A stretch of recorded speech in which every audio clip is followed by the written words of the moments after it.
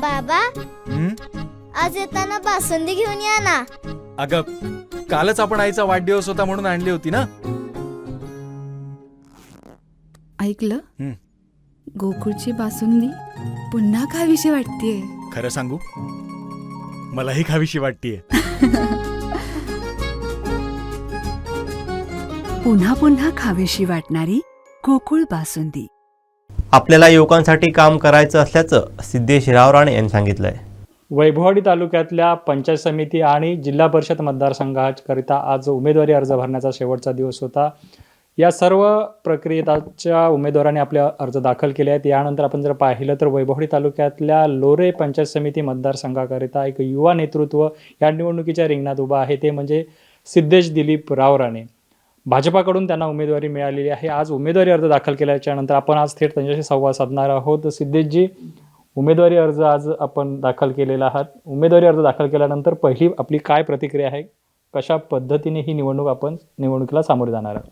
सर्वप्रथम मी माझ्या भारतीय जनता पार्टीचा तसेच आमचे रत्नागिरी सिंधुदुर्गचे खासदार आदरणीय आमचे गुरु नारायण राणे साहेब, तसेच या जिल्ह्याचे लाडके नेतृत्व तसेच पालकमंत्री नितेशजी राणे साहेब, प्रदेशाध्यक्ष सन्मान्य रवींद्र चव्हाण साहेब, मुख्यमंत्री देवेंद्र फडणवीस साहेब व सर्वच आमच्या जिल्ह्याचे पदाधिकारी, तालुक्याचे पदाधिकारी व आमचे राजकीय गुरु दिलीपजी रावराणे साहेब यांचा आधी मी सर्वप्रथम आभार मानतो.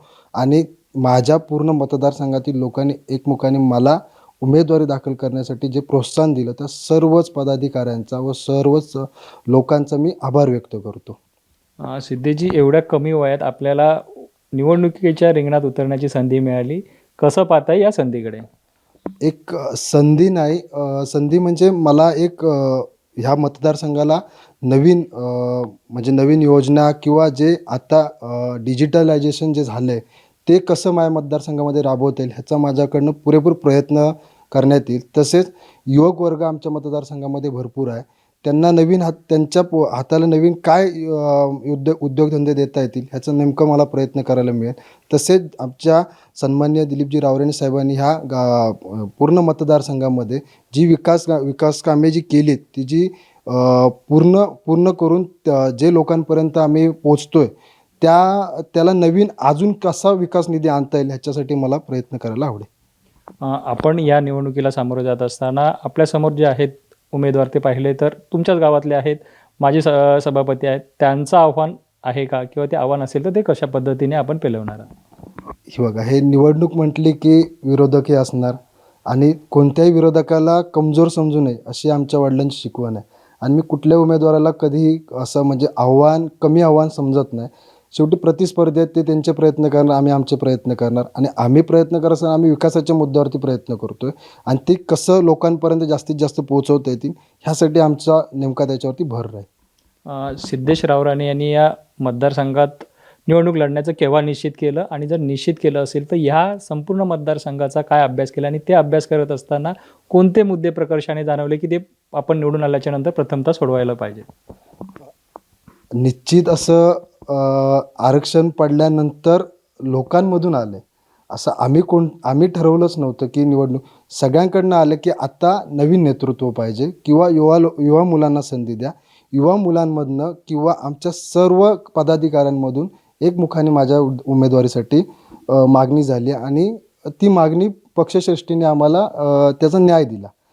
इथे प्रकर्षाने जाणवताना आमच्या इथे थोडी जी उद्योगधंद्याच्या जे गोष्टी आहेत त्या आम्हाला करायला आवडतील आणि त्याच्यासाठी आम्हाला मुलांसाठी संधी उपलब्ध करायला आवडेल. रस्ते, वीज, पाणी ह्या गोष्टी होतच राहतील, पण जोपर्यंत हाताला काम मिळणार नाही तोपर्यंत युवक मुंबईला जायचं थांबणार नाही. युवक इथे थांबला तर गावाचा विकास होईल आणि गाव पुढे जाईल. आणि आम्हाला ह्या पूर्ण 12 गावांना एक वेगळं किंवा आमच्या पंचायत समितीला 6 गावांना एक वेगळं आदर्श तालुक्यामध्ये किंवा जिल्ह्यामध्ये ठरवायचं. आपण जर पाहिलं तर तुमच्या घरी राजकीय वारसा आहे, वडील अनेक वर्ष राजकारणात आहेत.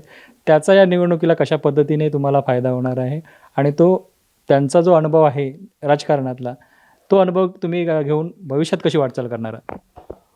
आता मला राजकीय वारसा हा माझ्या वडिलांपासून मिळाला आणि त्यांचे जे राजकीय डावपेच आहेत किंवा त्यांची जी चाणक्य नीती आहे ती माझ्या राजकीय क्षेत्रामध्ये किंवा माझ्या वाटचालीमध्ये मला अंमलात आणायला मी त्याचा प्रयत्न करतोय.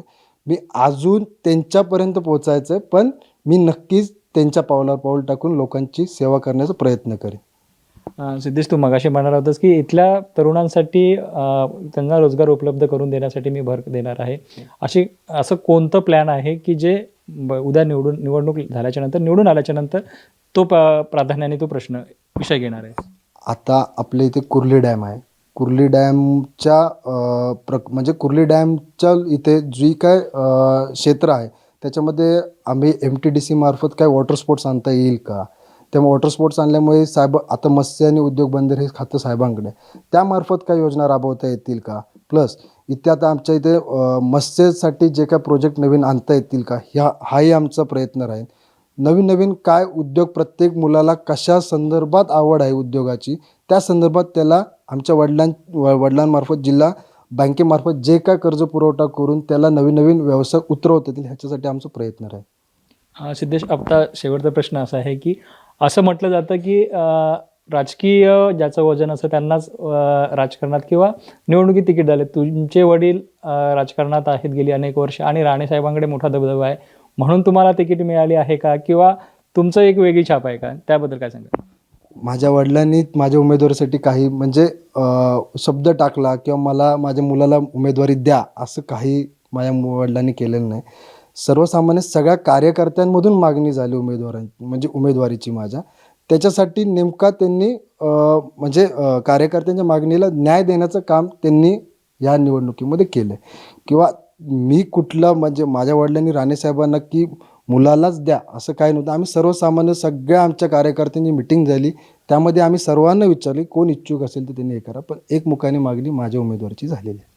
आपण आज पाहिलं तर लोरे पंचायत समितीकडून आपण बघितलं तर कमी बंडखोरीचे म्हणजे तसं हे चित्र दिसलं. मात्र इतर ठिकाणचं जर बघितलं तर म्हणजे अनेक जण इच्छुक होते, अनेकांचे मागणी अर्ज देखील पक्षाकडे गेलेले होते आणि तुमच्या या लोरे मतदारसंघातून, पंचायत समितीच्या मतदारसंघातून तेवढ्या प्रमाणात अर्ज जे होते ते गेले नव्हते. त्याचं कारण काय? आमच्या इथे सगळेजण एकत्र बसून निर्णय घेतात. आमच्यामध्ये बंडखोरी हा प्रकार होत नाही. आमच्या जिल्हा परिषदमध्ये पहिल्यापासून एक संघ काम करण्याची पद्धत आहे, जिथे सर्व प्रत्येक गावातील लोकांना विचारलं जातं काय करायचं आणि काय नाही.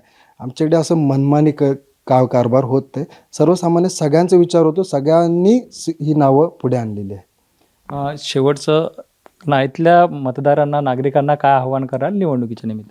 इथल्या नागरिकांना एकच आव्हान करीन की गेले 7 वर्ष जिल्हा परिषद किंवा पंचायत समितीमार्फत कुठलीही विकास धोरणं कामं झालेली नाही. त्याच्या मागे गेलात तर आमच्या वडिलांमार्फत किंवा आमचे राजकीय गुरु दिलीपराव राणे साहेबांमार्फत भरपूर इथे विकास निधी आणला गेला. लोरे असेल, आचिर्णी असेल, गडमट असेल, कुर्ली असेल, निमोरळे, अरुळे, सोडुळे ह्या सर्व भागांमध्ये आमच्या वडिलांनी काम करण्याचा प्रयत्न केला. पण ह्या 7 वर्षांमध्ये पूर्ण बॅकलॉग राहिला. त्यामुळे मी त्याच्यानंतर आमचे नेतेजी राणे साहेब यांच्या आमदार साहेबांमार्फत किंवा खासदार साहेबांमार्फत आम्ही निधी देऊन ती कामं पूर्ण करण्याचा प्रयत्न केला.